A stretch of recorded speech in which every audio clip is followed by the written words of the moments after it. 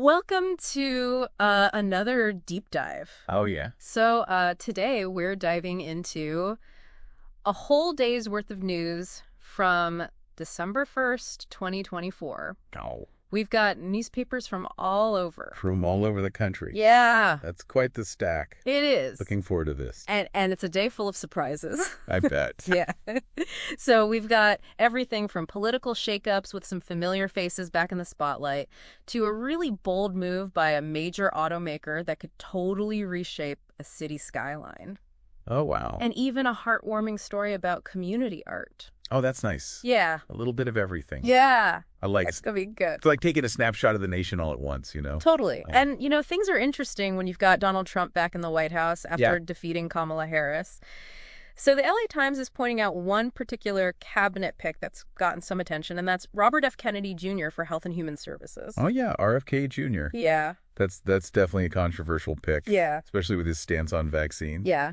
Exactly. But it's interesting how he's kind of gone from political outsider to a potential cabinet member. Right. Using his presidential campaign to gain a platform and, maybe even influence policy. Yeah. It's pretty remarkable. And he's not the only one raising eyebrows. Oh, is that right? The Washington Post is reporting that Trump plans to replace FBI Director Christopher Wray with Kash Patel, who's a staunch Trump loyalist and very much a critic of the agency. So this seems to underscore Trump's distrust of the FBI. Yeah. Which is something we've seen throughout his career. Right. It really adds another layer to this whole relationship between the presidency and the FBI. Sure. It makes you think about the balance of power oversight. Absolutely. Especially in such a charged political environment. Yeah. And then there's also South Dakota Governor Kristi Noem, who's known for her hardline stance on immigration being tapped to lead Homeland Security. Now, that's an interesting choice. Yeah. It shows how a politician can kind of build a national profile by focusing on a really specific issue. Yeah. That resonates with a particular base. Right. Even if those issues aren't really that relevant to their own state. Yeah. The Washington Post actually details how Noem made border security a central part of her platform, even deploying National Guard troops to Texas, which was funded by an out-of-state billionaire. Interesting. Yeah. So it seems like Trump is assembling a team that reflects his own priorities and style. Yeah, it really does. Which is, I guess, what you'd expect Yeah, from a second Trump administration. for sure. But let's move away from Washington, D.C. for a second. Okay. And head down to Texas, where things are heating up in the political arena. Always. The Dallas Morning News is reporting on a potential 2026 Texas GOP primary clash between Attorney General Ken Paxton and Senator John Cornyn. Oh, this could be a real showdown. Yeah. A test of strength within the Texas Republican Party. Yeah. Paxton with his appeal to those hard-right conservatives versus Cornyn, who's this well-funded incumbent with a history of winning. Yeah. It'll be fascinating to see how this plays out. Texas politics are never dull. Never a dull moment. But let's shift gears now and talk about business and the economy. Okay. One story that really caught my eye was about Rivian, the electric vehicles startup. Oh, yeah. The Atlanta Journal-Constitution reports that they received a $6 billion government loan to build a plant in Georgia. Wow. But they initially planned to start production in Illinois. Oh, that's got to be frustrating. Yeah, Georgia lawmakers are not happy about the delay, especially since they were promised 500 jobs. Yeah. So the question is, will that Georgia plant move forward, or is this a sign that Rivian is changing its strategy? It's a tough situation. It is. It shows the kind of dance between government incentives and corporate decision-making. Yeah, for sure. And that tension is also playing out in Detroit, where the Renaissance Center is at the center of a controversy. Oh, really? Yeah, the Detroit Free Press is reporting that General Motors and Dan Gilbert are seeking public funding for a major renovation of the complex. And they're even threatening to demolish the 5 towers they own if they don't get the funding. Wow, that's a bold move. It is tearing down part of Detroit's skyline. Yeah. It seems like they're betting that the threat of demolition will pressure lawmakers Oh, for sure. to approve the subsidies. Yeah. So it'll be interesting to see how Detroit responds. Will they try to preserve this landmark, or will they go for the economic development? It's a tough choice. It is weighing economic development against the city's architectural heritage. Right. Tough decisions all around. And while we're on the topic of tough choices, let's head back to Texas. Okay. Where the booming consumable hemp industry is facing a potential crackdown. Oh, wow. Yeah. What's happening there? So The Dallas Morning News has an article about this. It seems like legislators, along with legal marijuana providers, are pushing to rein in this unregulated sector, even in a state like Texas, Right. which is known for being pro-business. Yeah. There are limits to what's tolerated without regulation.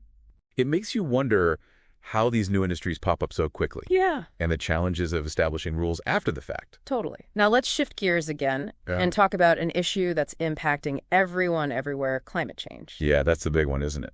It is.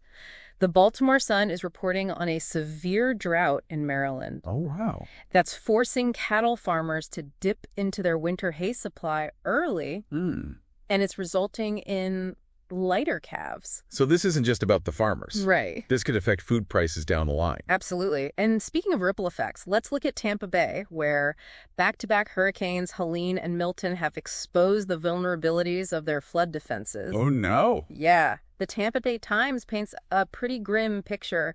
Sewage stations backing up, drainage systems overflowing, and communities experiencing unprecedented flooding. We need to invest in resilient infrastructure. We do. Now, or we'll just keep paying the price. Yeah, and the Tampa Bay Times actually provides a pretty concise overview of the entire hurricane season, highlighting its devastating impact, and reminding us that this trend of intense storms is likely to continue. It's a stark reminder that climate change is here.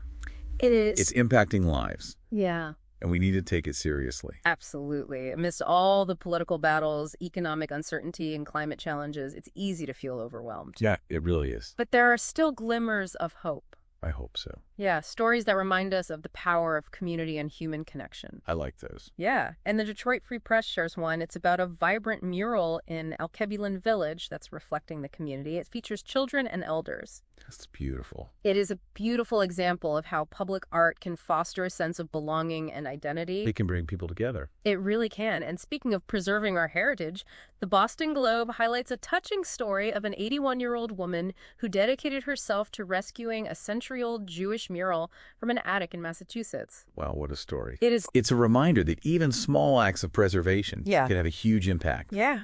You know, making sure these cultural treasures aren't lost. Absolutely. Now, before we get into some really remarkable individual stories, let's shift our focus to those personal narratives that really highlight what it means to be human. Sounds good. You know, the ones that really grab you. Yeah. They make you think. Yeah, it's amazing how these stories can really bring the day's news to life. Yeah. You know, behind the headlines and statistics are real people facing real challenges, celebrating real victories. Absolutely. And one of the most heartwarming stories we came across was in the Atlanta Journal-Constitution. Oh, yeah. About a pilot from Georgia named Jack Miller who was diagnosed with leukemia. Oh, wow. Yeah. That's tough. Yeah. But what's amazing is that doctors are able to find a bone marrow match for him. Really? And it came from another pilot. Wow. A young man from Colorado. That's incredible. Yeah. This simple act of kindness, a cheek swab, ended up saving Miller's life. And it forged this unique bond between these two pilots. That's amazing. Yeah, it reminds us that even in the face of serious illness, hope and human connection can prevail. It's a beautiful story. It is. Unfortunately, not all stories have such happy endings. Right. The Boston Globe brings us a sobering account of João Monteiro. Okay. A man who was falsely accused of killing a young girl in Rhode Island. Oh, wow. And despite being cleared, the accusation cost him his job and his home. That's terrible. Yeah, and the police still haven't ruled him out as a suspect. Wow, this case really highlights the lasting damage that false accusations can have. Yeah. Even when innocence is proven. It does. It raises questions about the responsibility of law enforcement to clear the names of those they've wrongly accused and to try to mitigate the lasting impact. Exactly. It's not enough to just say, oh, we made a mistake. Yeah, speaking of challenging situations, the Los Angeles Times is reporting on a surge in euthanasia rates for dogs and cats at LA animal shelters. Oh, that's heartbreaking. It is, and the article talks about some of the contributing factors, including rising animal intake and staffing challenges. Yeah, those are big issues. So it's clear that these shelters are facing some really difficult choices. Right. But it also underscores the need for more proactive solutions to address pet overpopulation. For sure. And responsible pet ownership. Absolutely. Everyone can do their part. Now let's move from animal welfare to the spiritual realm. Okay. The Chicago Tribune has a story about St. Francis Borgia Deaf Center. a church that celebrates Mass in American Sign Language. Wow. Yeah, it's a beautiful example of inclusivity in a religious setting. It is. And the article highlights how this church has created a really welcoming and accessible space for deaf and hard-of-hearing individuals. That's amazing. Yeah, using creative ways to incorporate tactile elements into the service. Like what? They've even incorporated bass drums to provide tactile cues during the service. Huh. So they can feel the rhythm. Exactly. That's really innovative. It is. And speaking of transcending limitations, the Dallas Morning News highlights the work of the Dallas Police Department's Wellness Unit, which plays a crucial role in supporting the mental health of police officers. Oh, that's important. It is, especially after traumatic events. Yeah, they see a lot. They do. And this unit has really evolved since the tragic 2016 police ambush in Dallas. Right. It's encouraging to see this growing recognition of the importance of mental health, even in professions where vulnerability has traditionally been discouraged. Absolutely. It's about time. It is. So this unit is helping officers cope with the unique stresses of their jobs and promoting a culture of support within the department. That's great to hear. Now let's take a quick detour up north to Canada. Oh, Canada. The Washington Post reports on Prime Minister Justin Trudeau's visit to Mar-a-Lago for a meeting with President-elect Trump. Oh, this is after Trump threatened to impose tariffs on Canadian products. Yeah, so you can imagine the tensions surrounding this visit. Oh, for sure. And the Washington Post captures that tension. Yeah. It points out that Trudeau's presence at a Mar-a-Lago dinner was even downplayed by those present. Wow. So it seems the relationship between Canada and the U.S. is entering a new and uncertain phase. Like walking on eggshells. Yeah, and all of this is happening under the looming shadow of Trump's return to power. Right. It's a reminder that the political landscape is constantly shifting. Absolutely. And global dynamics can change rapidly. For sure. Speaking of shifting landscapes, we need to talk about Syria. Okay. The Washington Post and the New York Times report on a dramatic rebel offensive that has resulted in the capture of most of Aleppo. Wow. Aleppo is Syria's largest city. It is. This is a big development in that ongoing civil war. It is this offensive, led by the Islamist rebel group Hayat Tahrir al-Sham, marks a serious escalation in the conflict, which had been relatively quiet in recent years. Right. The New York Times gives a detailed account of the rebel advance, highlighting the rapid collapse of government forces. It's a reminder that conflicts can reignite with surprising speed, causing immense human suffering and potentially destabilizing whole regions. Absolutely. And now let's shift our focus to a story that's both fascinating and unsettling. Oh, okay. The New York Times reveals how Mexican cartels are recruiting chemistry students from Mexican universities to help them produce fentanyl. Wow, that's disturbing. This is a disturbing trend, and it highlights the evolving tactics of these criminal organizations. The Times reports that they're seeking individuals with advanced chemistry knowledge to make the drug stronger and get more people hooked. This could have devastating consequences. It could. If they're successful in synthesizing the chemical compound, right, they'd no longer be reliant on those Chinese imports. Exactly, and that would give them even greater control over the production and distribution of this deadly drug. That's a scary thought. But amidst all this darkness, there are still stories that celebrate human ingenuity. Okay. And the pursuit of knowledge. I like those. The Detroit Free Press brings us a story about Michigan State University's facility for rare isotope beams, or FRIB. FRI. Yeah, it's a cutting-edge research facility. That's impressive. It's attracting scientists from all over the world. Wow. Yeah, and they use this massive linear accelerator to create rare isotopes that are almost never seen on Earth. So what do they do with these isotopes? They have applications in a wide range of fields, from medicine and nuclear physics to astrophysics and material science. Wow, that's pretty remarkable. It's a testament to the power of scientific exploration and the potential for groundbreaking discoveries. It really is inspiring. It is. And speaking of pushing boundaries, let's talk about sports. Okay. The Detroit Free Press captures the excitement of a historic upset in the Michigan-Ohio State football rivalry. Oh, the big game. Yeah. Well, what? Michigan, in their first year under coach Sharon Moore, defeated the heavily favored Ohio State Buckeyes. Wow. What an upset. It's a reminder that even in the most storied rivalries, anything can happen. For sure. And those unexpected victories, they really make sports history. They do now. Let's head up north to Anchorage, Alaska. Anchorage. Okay. The Anchorage Daily News brings us this heartwarming story about the return of a beloved holiday tradition. Okay. The Hotel Captain Cook's Gingerbread Village. Oh, that's nice. A little holiday cheer. Yeah, after the hotel's longtime pastry chef retired, there were concerns that the tradition might fade away.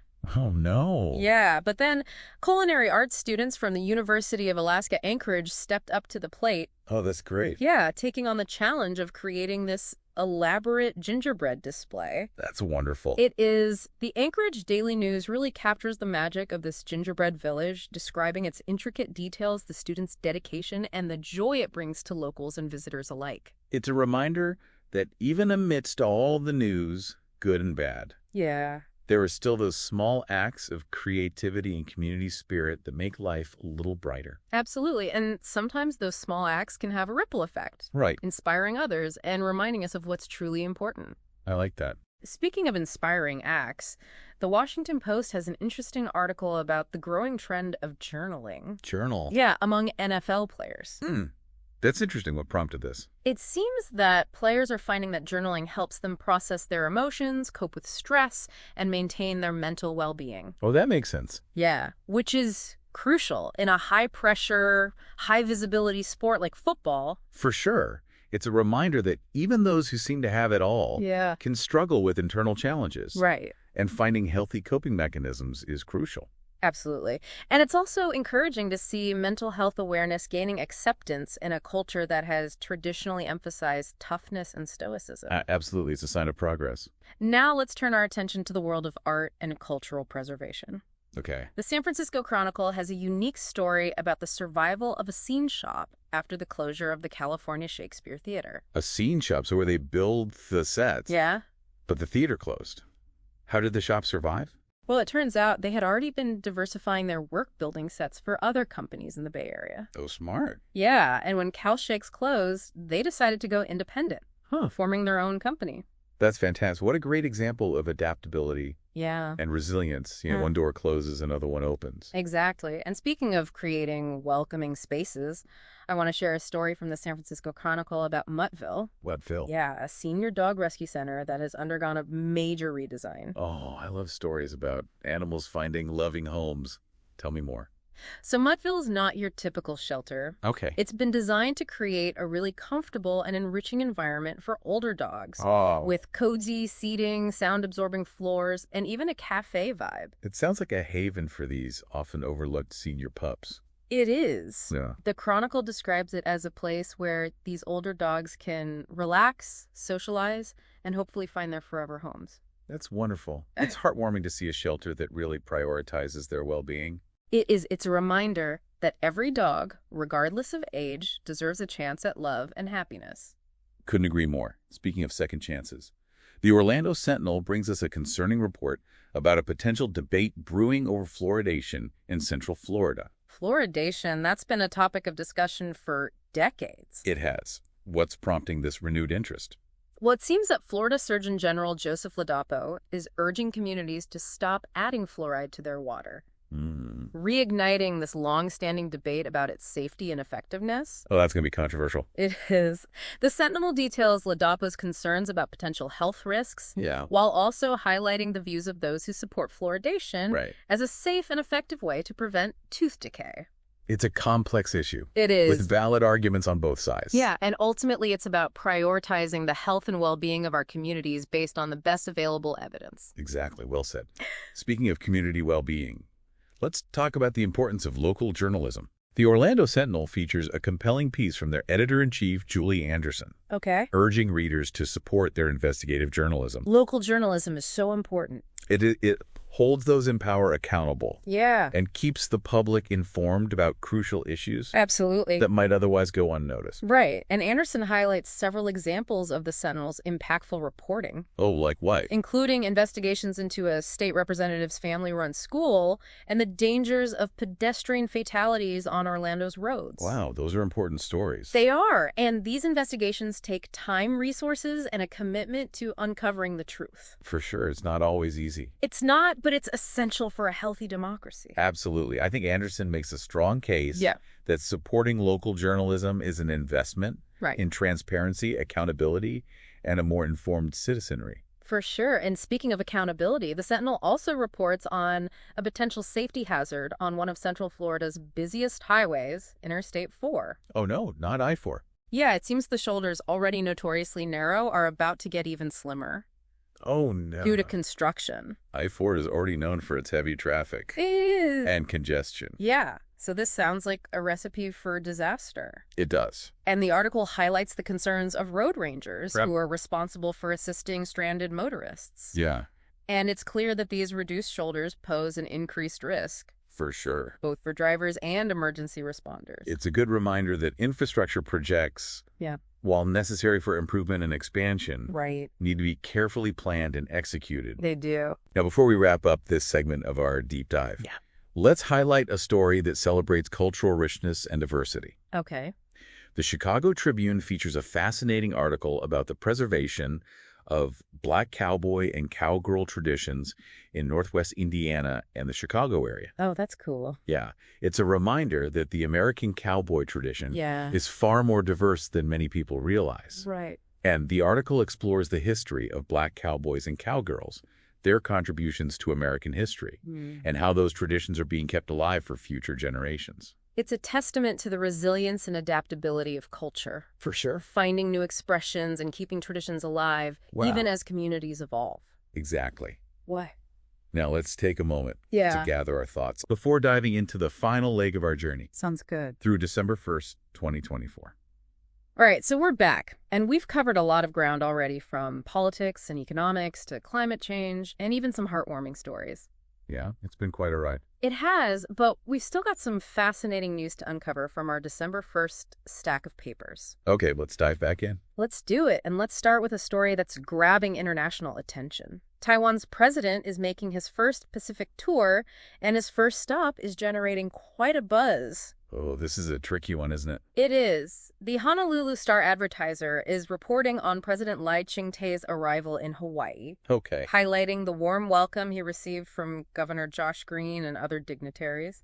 It's a pretty significant visit considering all the tensions between Taiwan, China, and the U.S. It is. You know, it's fascinating how a simple tour can have such big implications on the global stage. Totally. And while we're on the topic of navigating tricky situations, let's shift gears to a story that landed in the New York Times about a rather unusual dispute at the Franklin Institute in Philadelphia. Oh, I think I read about this. What was it again? So it involves a plane built by the Wright brothers, a draft-dodging playboy, and a battle over ownership.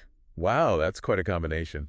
It is like something out of a movie. It really is. So the museum has long claimed that the plane was a gift from Grover C. Bergdahl. Okay. This wealthy heir who fled to Germany to avoid the draft during World War I. Oh, wow. But now Bergdahl's heirs have come forward, claiming that the plane was never actually gifted and that they are the rightful owners. So it's a historical mystery. It is. With a modern-day legal battle. Yeah, it's fascinating how a piece of aviation history can get all tangled up in questions of ownership and legacy after all these years. It really makes you think about how the past can resurface in unexpected ways. It really can. Speaking of uncovering hidden truths, the Boston Globe has a concerning report about Steward Healthcare, a hospital chain facing allegations of financial mismanagement and delays in insurance claims. Oh, that's not especially for patients relying on those claims. Right. The Globe focuses on the case of Melissa Williams, a patient who suffered severe injuries because of a botched medical procedure at a Steward hospital in Florida. Oh, wow. Yeah.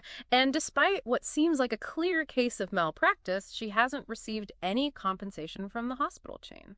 That's terrible. It is, and the investigation suggests a pattern of financial maneuvering by Steward potentially delaying or denying legitimate claims. This raises serious questions about accountability. It does. And the need for transparency in the healthcare system. Yeah. It's disheartening to see stories like this, but it's so important to bring these issues to light. I agree. To push for change. Absolutely. So as we wrap up this deep dive into December 1st, 2024, let's take a moment to reflect on everything we've learned. It's been quite a journey.